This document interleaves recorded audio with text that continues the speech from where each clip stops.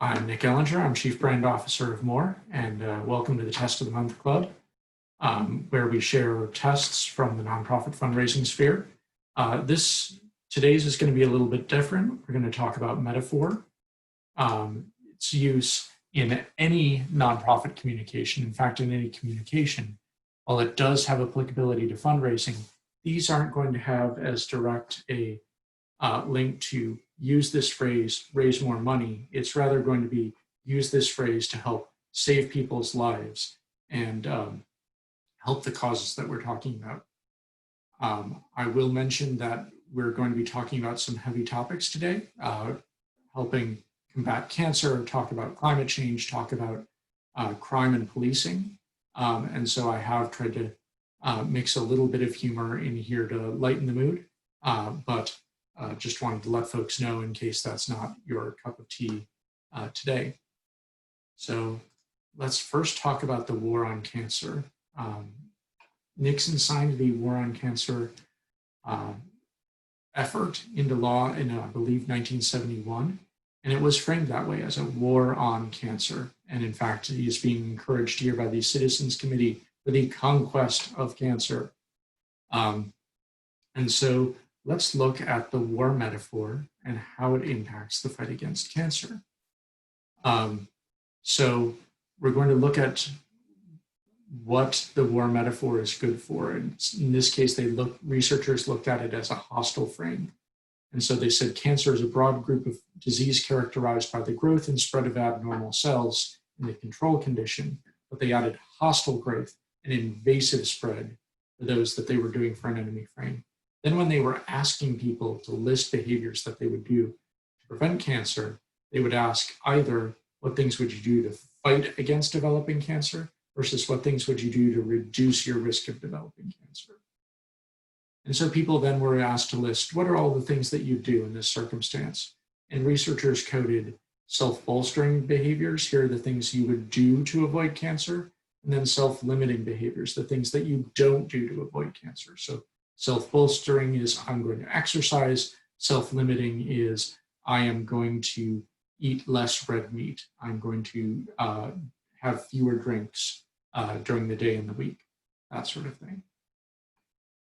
So in this case, when talking about the war metaphor, when having a hostile frame toward cancer, it turns out that war, what is it good for? Absolutely nothing. And in fact, it's counterproductive.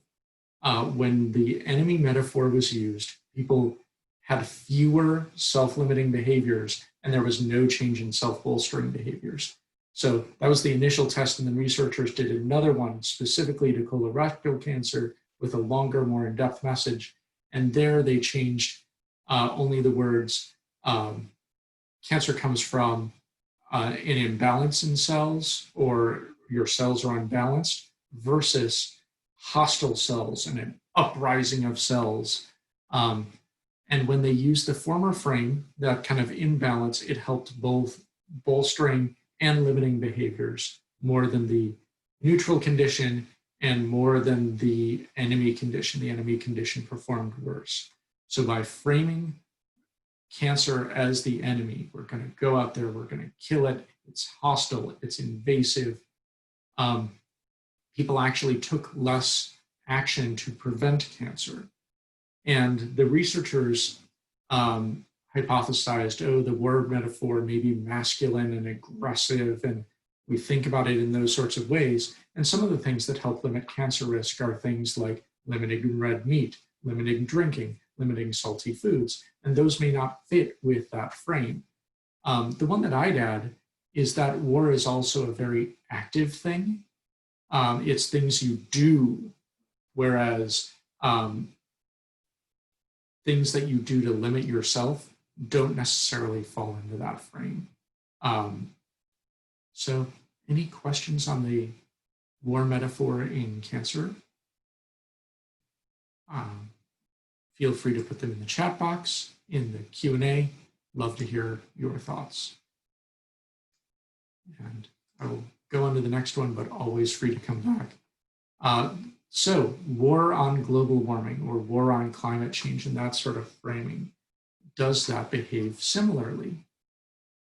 And the question is war good for something in terms of metaphor? So they had people read an article about climate change, and there were three treatments. There was, we're going to have a war against climate change, we're going to have a race against climate change, and we're just going to talk about the issue of climate change. And you can see that issue one is kind of the neutral one here. They also looked at the goal here, where we've set this goal and we want to achieve it by 2025 versus 2015. Those of you who are parents will recognize this as the near-far test, as exemplified by Grover. So do these types of framings cause people to change their perception of the risk, and do they cause them to change their behavior?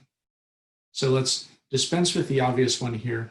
People thought that the farther off a goal was, the more likelihood there would be of achieving that goal.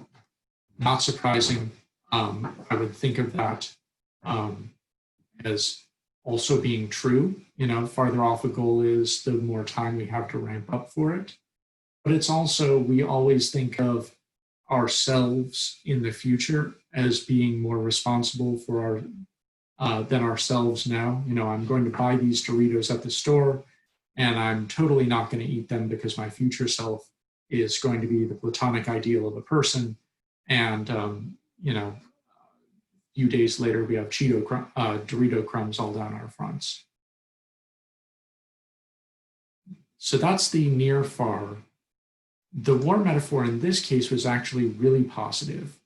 It caused an increase in overall urgency, and it caused an increase in risk perception. And so that war metaphor really did help crystallize people on the issue. And that kind of active frame that we talked about earlier could actually be helping us in this case. And it wasn't just urgency and risk perception. People actually changed their minds as the result of the framing. So people who saw things as more urgent were more likely to believe in global warming. So by using the war metaphor, you can get people to believe in global warming. Those who were more likely to believe in it are more likely to act, and they drew the line all the way through. If you saw the war metaphor, if you were declaring war on global warming, you were more likely to act, and you were more likely to be active about it in a number of ways. So, any questions on that? Shout them out. In the meantime, I'll go on to the third one, looking at the issue of crime and how crime is framed. And this seems particularly salient given the debates that we're having in the United States right now. So how do you frame crime? The researchers did a piece about Addison, fictional town. What should Addison do? And the only change they made is they said crime is a virus infecting the city versus crime is a beast preying on the city. So what do you do to reduce crime? And researchers then took what people said and they coded it to, I'm going to have an enforcement action here, or I'm going to have a reform solution. So the results were that the metaphor had a significant difference. By and large, people were more likely to unprompted give an enforcement response. But when you heard that it was a beast preying on the city, over 70% of people said that they would do something that involved enforcement. Whereas if you said it was a virus, fewer than 60% of people said that they were going to take an enforcement reaction. They also looked at where that metaphor was most powerful, and it turned out it had its impact at the beginning of the piece. In this case, this was a retest, different group of people, and here people were more reform-minded on average, but putting the metaphor at the beginning created that difference between beast and virus, whereas the metaphor at the end, there was almost no difference. There was certainly no significant difference at this. The most interesting part of this, to me at least, was the difference in the people who got the beast versus virus metaphor was actually bigger than the difference in partisan identification. So a Republican who got the virus metaphor was more likely to support a reform solution than a Democrat who got the beast metaphor. So metaphors, as you can see here, they really do change our framing and the way that we think about these things. Especially when used at the beginning, they are how we view the lens of everything else that we're doing. So in our fundraising letters, in our communications, metaphors can be very powerful things. They frame the rest of the narrative, and they change how our audience thinks about it. And so I'll use a simile here on metaphors to say that they're kind of like nuclear power in that you can use them for good and you can use them for evil. It's just how you go about them. You can see how the war metaphor probably has cost people's lives on cancer. You can see how the war metaphor is helping some people think about how they can be more active in the fight against climate change. And you can see how the framing of an issue changes how people feel about an issue. And depending on what side of that issue you're on, you want to frame it in different ways. So we really have to be cognizant of our framings and all of the implications that can come with that. So with that, I'm open for any questions or comments or thoughts. And while we're thinking of questions and thoughts and writing in, I'd like to renew my plea. Would love to have your tests as a part of this group.